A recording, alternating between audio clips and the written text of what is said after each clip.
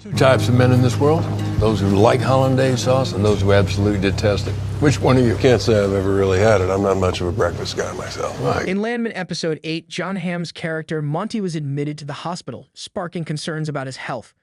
One of the most well-known members of Landman's cast, John Hamm, contributes his skills to Taylor Sheridan's most recent Boomtown oil business drama. However, Monty has only made a few appearances in the first 8 episodes, mostly speaking on the phone with Tommy Norris, played by Billy Bob Thornton, who makes choices from the big city. Throughout the season, Monty's health has been hinted at, and in Episode 8, things appear to take a turn for the worse. As they work out the settlement agreement with Ariana, Monty talks over the phone with Rebecca Falcone and Nathan. Ariana receives twice as much as they originally gave thanks to Cooper's assistance, and Monty's stress level rises when this issue is made public. He uses a wristwatch to track his heart rate, and when it starts to soar, he asks his driver to take him to the hospital. Although the conclusion of Landman's 8th episode didn't give away much about his condition, Demi Moore's cameo prohibited him from answering business calls until he recovered. Several sequences involving Monty's character in Landman Season 1 hint at his condition. He claimed that he played golf as a kind of exercise, even though he didn't particularly love it when he was shown on the course. In order to reduce his caffeine use, Kame has also taken coffee mugs out of his hands and urged him to work out and eat better.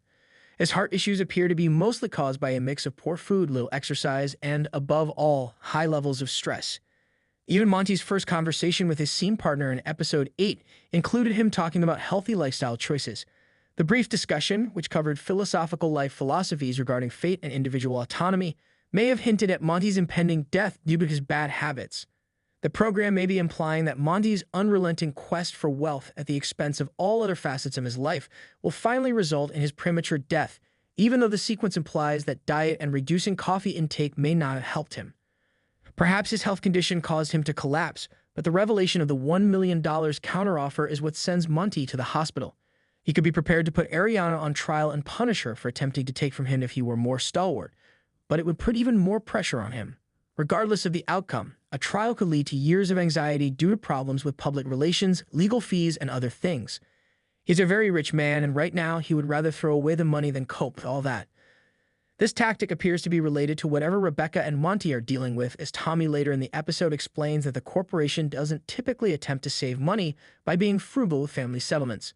It may not be the biggest loss for MTechs because it appears that they were attempting to lowball Ariana in the first place.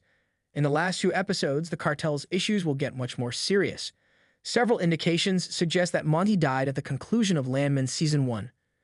Over the past 10 years, John Hamm has appeared on numerous TV shows, including The Morning Show and Fargo.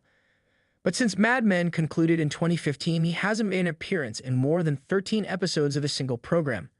Although Hamm hasn't made any long-term commitments, he might be willing to provide his skills to different productions. Given his recent trends, a 1-season stay on Landman makes sense.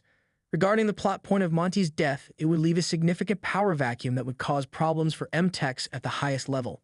Despite being cast to play Kame, Demi Moore has seldom appeared in this season thus far. It's possible that Sheridan is holding off on integrating her completely until Monty passes away, with Kame taking over after him. Alternatively, if Landman is renewed for a 2nd season, Tommy can find himself assuming a business-related role to assist Kame in retaining her husband's company.